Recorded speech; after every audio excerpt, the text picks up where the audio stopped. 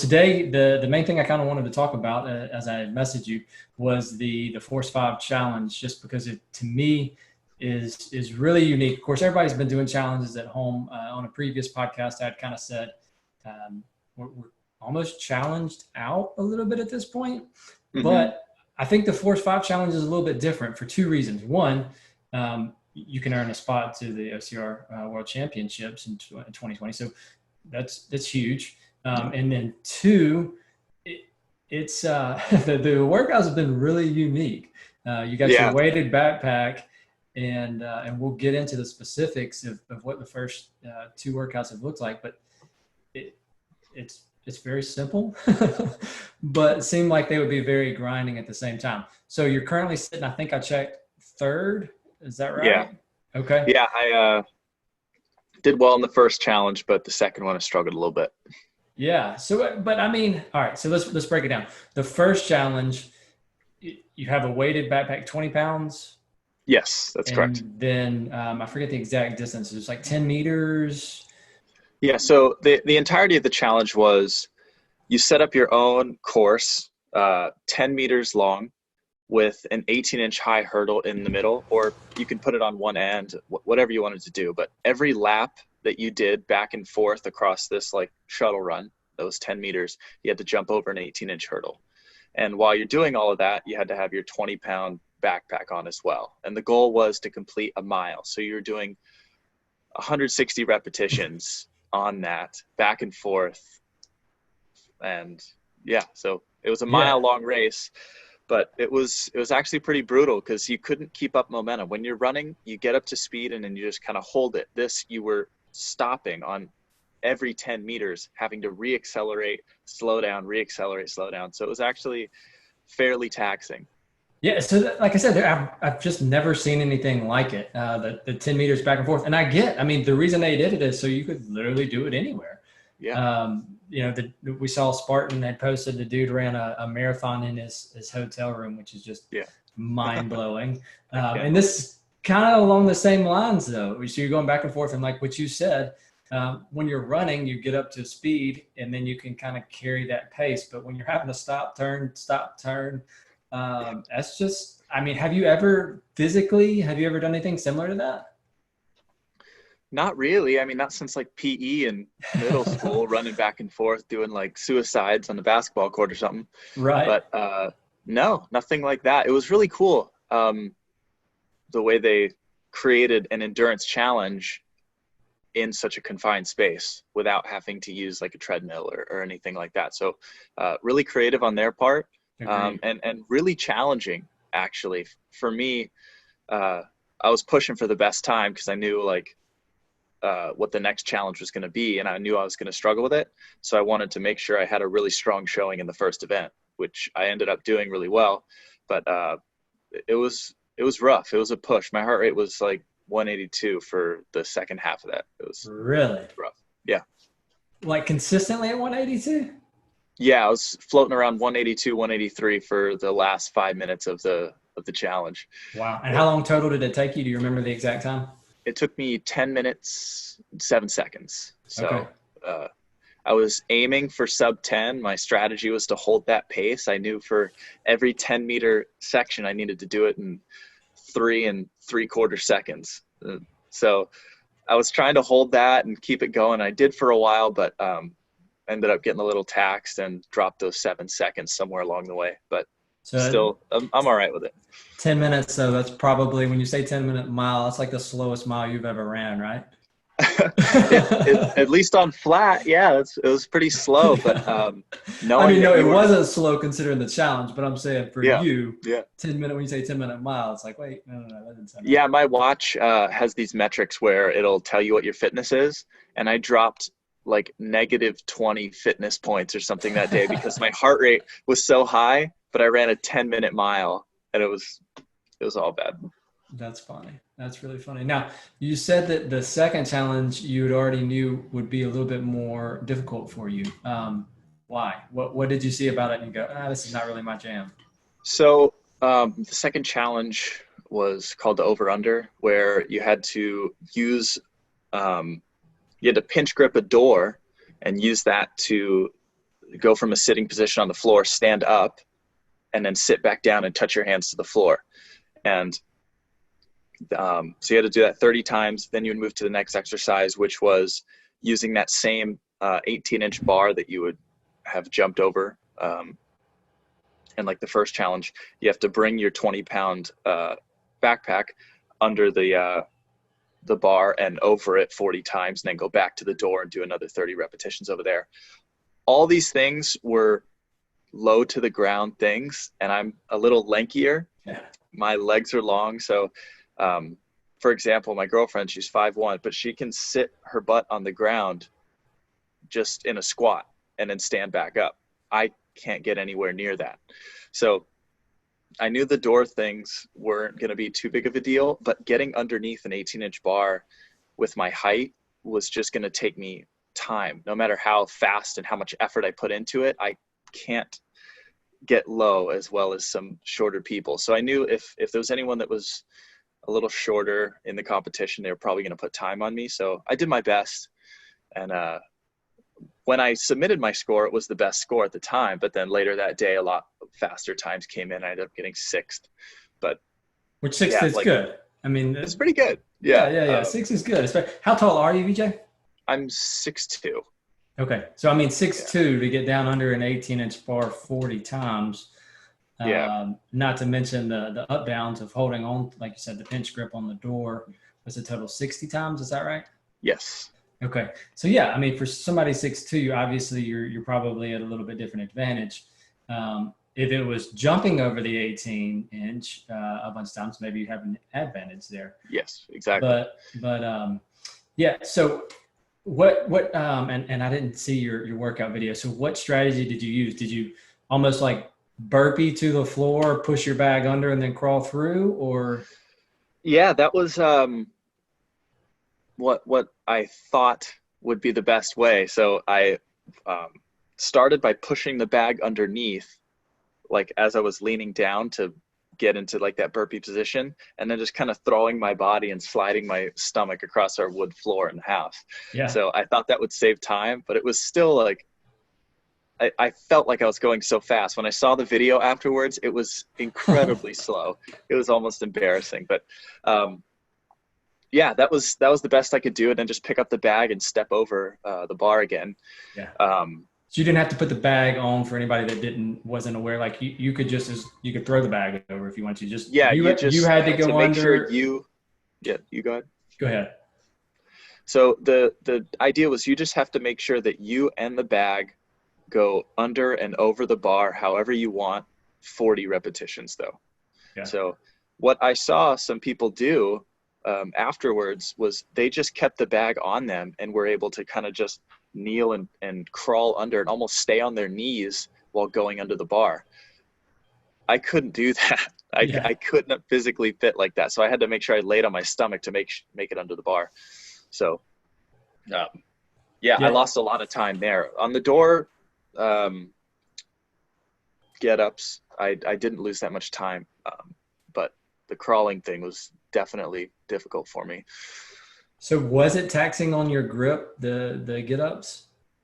I thought it would have been more. It was definitely a little challenging, but you could figure out different parts to grab on the door that were better. Like grabbing lower might have worked better for some people. You can grab higher up. I practiced it. Like I thought I was just going to try and do it outside. So I tried to recreate a door by strapping a 2x6 to a wood post I had outside, and I was doing it. I ended up setting that up on a downhill slope, so it was actually a lot harder than I expected.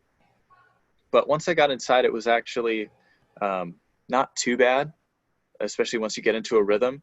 But by the end, you're definitely slowing down, making sure that you're not putting too much tension on your hands and not slipping off the door.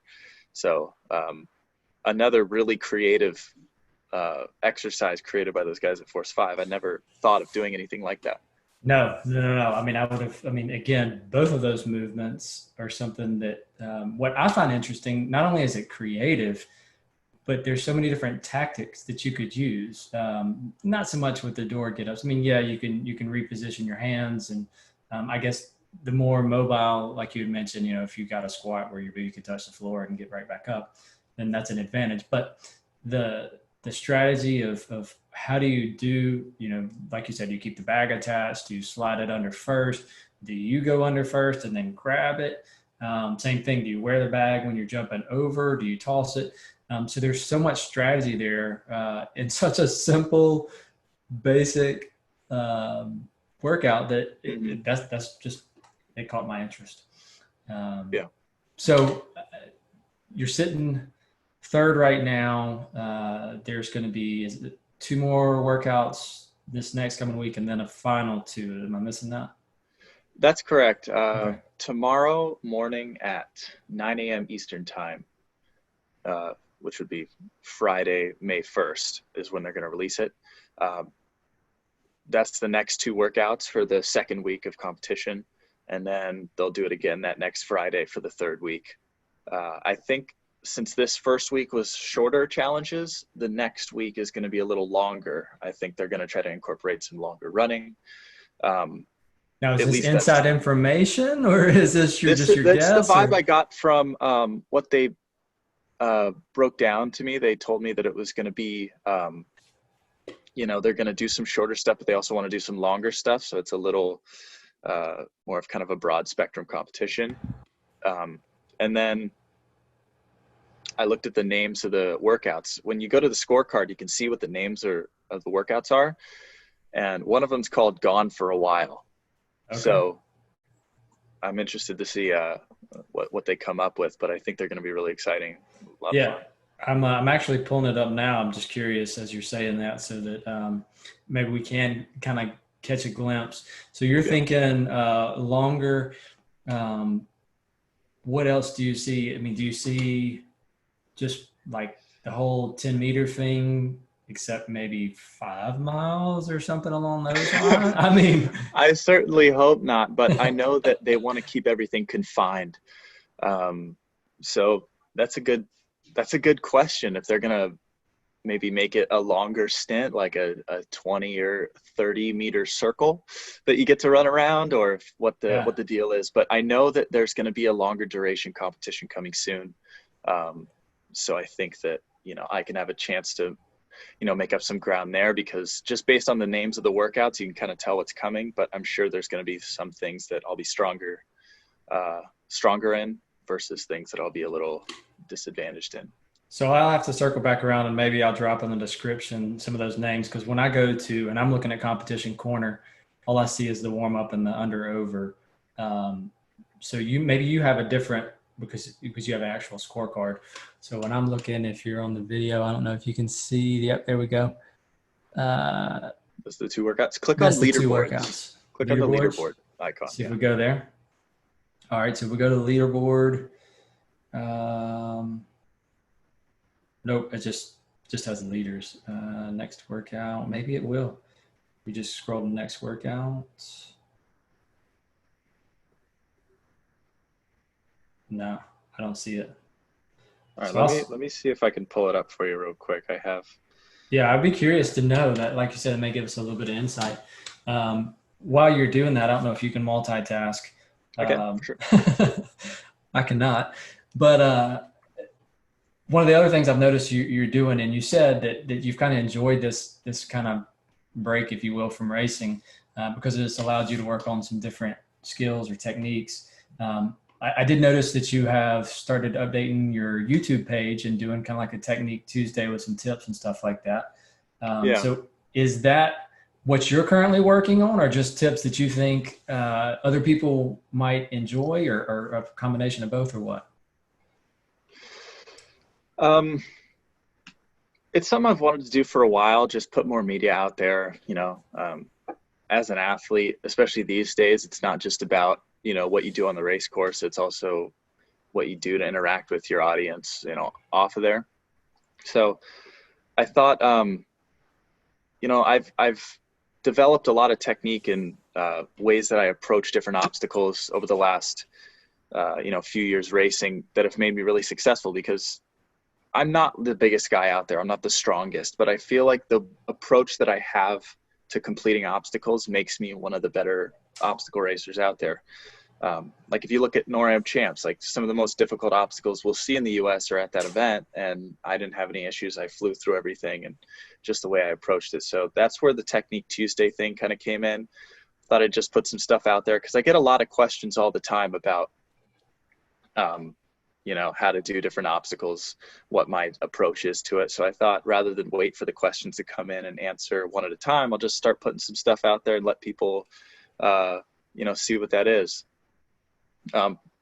As far as like the skills I've been developing, yeah, YouTube and video editing and that kind of thing I've been looking into more.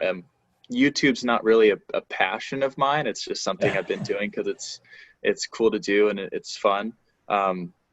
But I have always been interested in video editing and photography and that kind of thing. And I've worked on a couple like smaller projects, more cinematic type things that I've had a lot more time to focus on lately.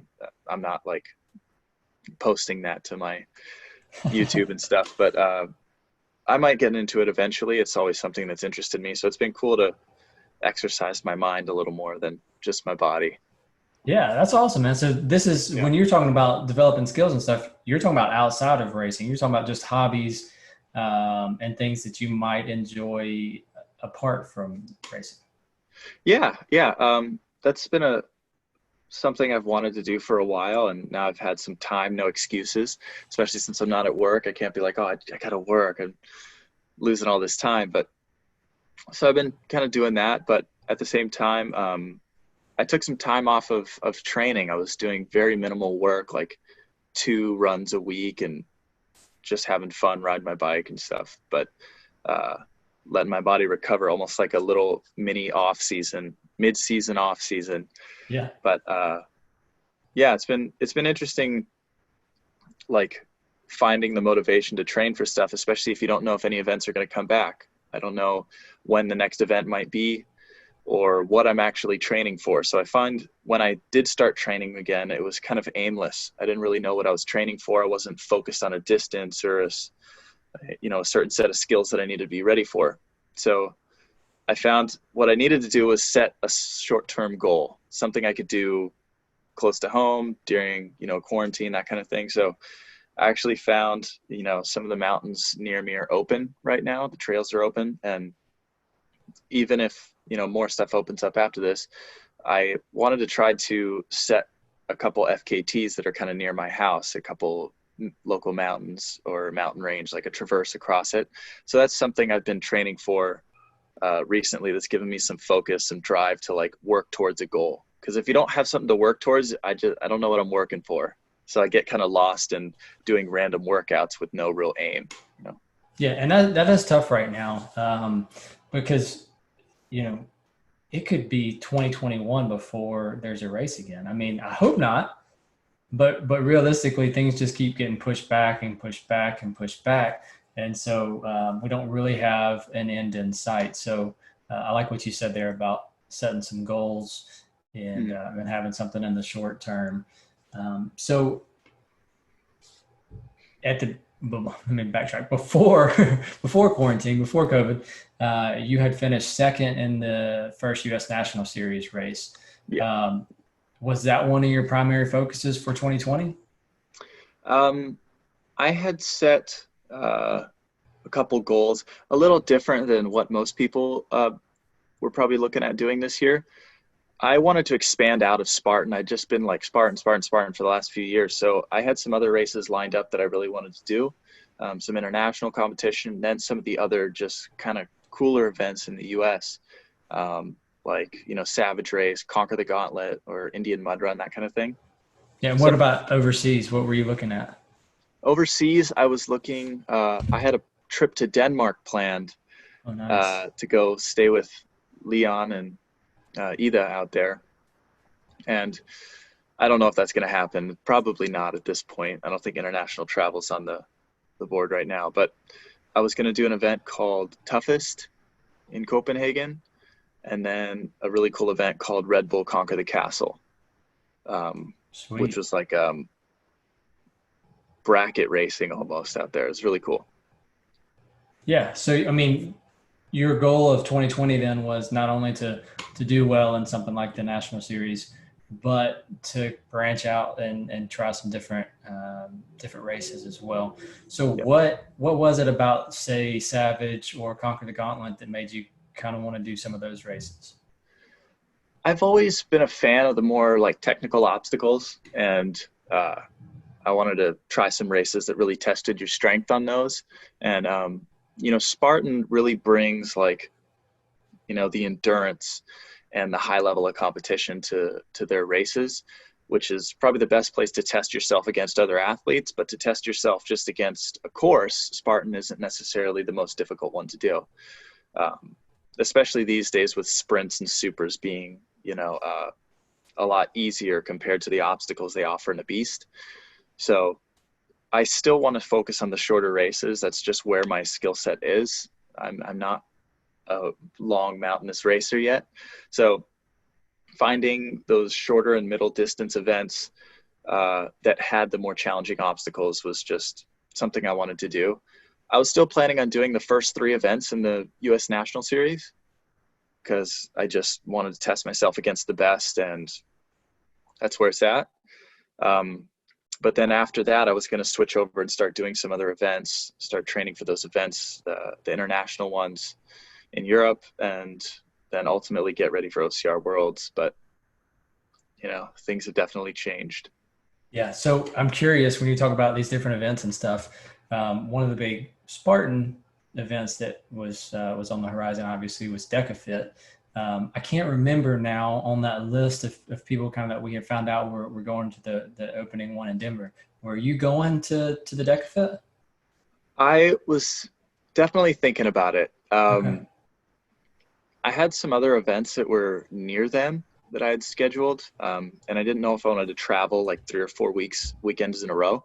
So I think my final decision, I wasn't going to go, but I definitely wanted to try that event Okay. because I knew they had some other ones scheduled, and they had one later in the year scheduled in LA. So I was definitely interested in going out and doing that event. So I was going to do one at some point. I wasn't going to be at that initial event. Okay. Yeah. So do those types of events like the High Rocks, the DecaFit, do those interest you? I mean, is that something that you think would be fun? Do you think you would do well in those, or? I think something like DecaFit I could do really well in. I'm not the biggest guy, so I don't move tons of weight. I see, when people like Kent or even Hunter are struggling on the sleds at High Rocks, that makes me question how would I even, compete with them in something like that. But I was really interested in it. It looks like a ton of fun, maybe not something that really falls into my skill set, but something I definitely wanted to do. I was signed up for the High Rocks in LA. I was doing, going to do a doubles with a training partner of mine out here. And we were really training hard to go for the world record for doubles. And we thought we could do it. So that was going to be a lot of fun to go after, but then it got canceled right when, the whole coronavirus thing started. And, but I was definitely going to jump into some of those more functional fitness events now that they're incorporating some like endurance components to it. So would we know your training partner out there? Is it a name that we would know? His name's Jimmy Stratton. He's Okay. he races age group, but he's a phenomenal athlete. Like especially in something interval based like that, and he's got tons of strength. Really similar to me. That's why we can train together a lot. So not the most known name. I mean, he's pretty known in like the California community. He's at a lot of the local races. So awesome dude. And I think we would have had a real shot if we worked together and gone for that record. So hopefully whenever it's rescheduled, we can give it another go. Yeah, yeah, I hope so. I mean, I look forward to. I love watching you guys. I mean, I just have to look at it and go, yeah, I wish I could run like that. But to see you guys at your caliber compete in these different types of events is fun as a fan to watch, because like you said, maybe this exact thing isn't my strength, but you never know. And you get out there and you may discover you enjoy it, or you may discover that you hate it. To me, again, as a fan, it's just fun to watch you guys try these different types of events and different races and things along those lines. So I always enjoyed that. Did you, circling back around, did you happen to see those other the names, the Force 5 workouts? If not, we'll just kind of I skip know I that? can see it on my computer. It's Okay. difficult for, I'm No, having no, an that's issue finding it on the, that's fine. let's Um, see here.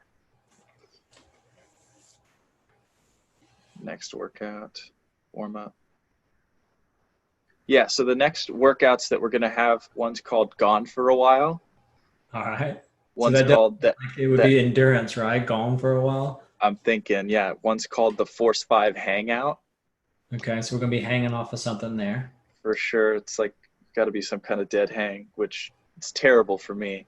Um, there's one called That Was Fast, Okay. and then one right after it that's called That Wasn't As Fast. Oh, interesting. So they're not giving away too much with the names there, but you would definitely think this next event, like you said, would be something a little bit more endurancey and then a little bit more grippy on the fourth one. For sure. So I guess we'll find that out, like you said, tomorrow, the 1st of May. Mm. So anxious to see that. Obviously, when you set out for a challenge like this, your goal is to win. But Yeah.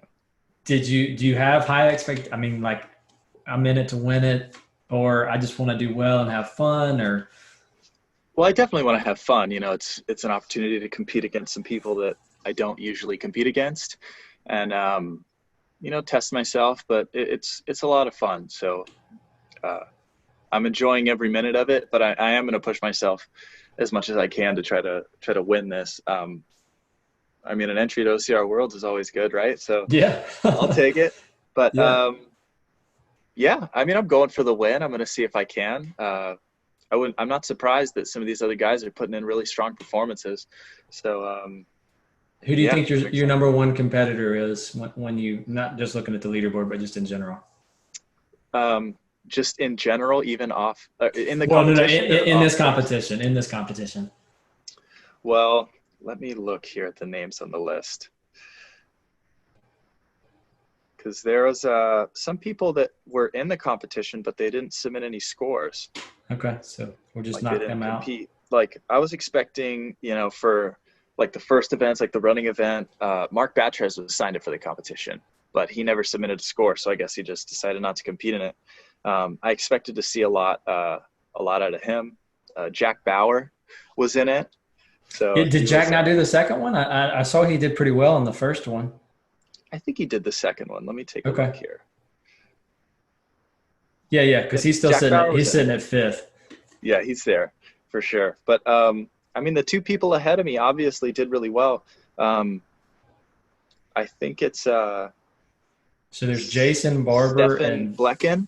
yeah. Stefan Blecken. He's been really close to my scores. He was really close to my time in the first challenge, which I think he had like the second fastest time. But in the under over, he beat my time by a bunch. So he was a lot faster in that one. But he was endurance wise, being able to push himself for that length of time, he was a lot closer to me than other people were. So, So you know, maybe I think as we he's get just into like the 5'6", right?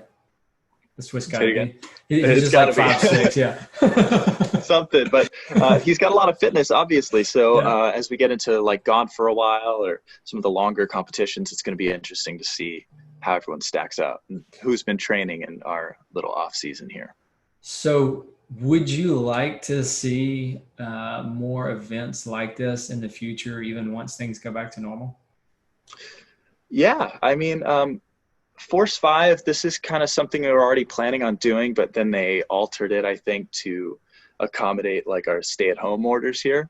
But what they want to create is it's almost kind of like a CrossFit Open type of thing, but people can compete from home or their local gyms to qualify for, say, a Force 5 obstacle course challenge that say I was talking to Force 5 Matt from Force 5 this morning, and he was saying like if they wanted to host a challenge somewhere like a Force 5 OCR challenge and they want you know, to have 50 athletes there or 100 athletes there, they could put out kind of like a CrossFit Open, but it would be like the Force 5 OCR Challenge Open, and people would submit their times for these different workouts that they release, and then say the top 5 or 10 athletes, they qualify and earn their like free spot to the challenge, then the other people that ranked high enough can, pay their way to it or something like that. So I think we are going to see more things like this, and I'm really excited to see if they can pull it off and put something really cool like that together. I think this was just an altered iteration of what we'll see in the future. So with that being said, you mentioned like the CrossFit Open style thing. There's the OCR Open, which is happening. And I don't know if you caught, and I don't know her name offhand, but the kind of the behind the scenes, like why she was doing the OCR Open and kind of how that's always been a goal of hers, which I think it's great. I think all these things are great. It will be interesting to see how much traction they can keep once everybody's back out and racing and, doing their normal thing. But do you, with the OCR Open, I can't remember, you have competed in that, correct? Is that where the competition has been going, like head to head? Yes. I have not competed against it. I didn't find out about that till recently, actually. But it's been pretty cool. I watched a couple of people like go head to head on Instagram Live, so that was kind of fun. Really great idea, actually. It's very cool. Yeah, I think so too. Like I said, my main it's just I'm going to be anxious to see again once everybody's back out and doing their own thing. I mean, there's so much competition out there on race weekends to where you got a Spartan and a Savage already. How does something along these lines compete for your athlete's attention? So in your opinion, would it be like, let's say that Force 5 has that competition that weekend? Does it become a thing about, can I earn more money there this weekend than I could if I went to a race, or how do you juggle those? I would say, I mean, from a pro athlete perspective, obviously, the level of competition, the media exposure, the prize money, what your sponsors want you to do, that all plays a part in what races you choose to do. To go compete, at the Jacksonville U.S. National Series race is a lot more credit than, picking up a win at, some local little event somewhere else that you can kind of cherry pick those events. So I think that some thought like that will go for pro athletes, but I think for the majority of the OCR community, not everyone is doing, 10, 15 events a year. I mean, a lot of people do. That's something that Spartan, I think, has become the master of, keeping people coming back so many times throughout the year, traveling for events. But I think something that's less expensive, something that you can compete with so many people from your own like gym or your own home is really, really cool. And I think OCR has such a strong community that something like this, more online competition based, could really pick up and really get popular. I think it's like, you see a lot of people in OCR compete in the CrossFit Open too. Like they want to submit their scores and they want to compare against the best and compare against their friends. So I think filling that void in the sport will be really easy if someone can put together a good event. If you can make a good product, if Force 5 does really well, I think it'll pick up really well. I know that I would definitely hop in on something like that. It'd be like really fun and keep things interesting for people, me included. Yeah, so that's interesting that you said not necessarily just the pro athletes, but that everybody, like maybe, for instance, I can't travel across the country 10 times a year, but I could easily do a competition at home or at the local gym or something like along those lines, and kind of see where I stack up against everybody else throughout the year. And then if I qualify for something like the next step, maybe it was in person, then you're kind of your average OCR racers out there, your weekend warriors, if you will, for sure, could come out and compete in something like that. So I think that's a great point that you had there on that. Yeah, the community in OCR is unlike anything I've ever seen. So if there's any competition or any opportunity to, join in on something and have some camaraderie, everyone jumps in really, really quick. So I think it'll take off really quick. Yeah, and that's one thing that I find interesting at the functional times.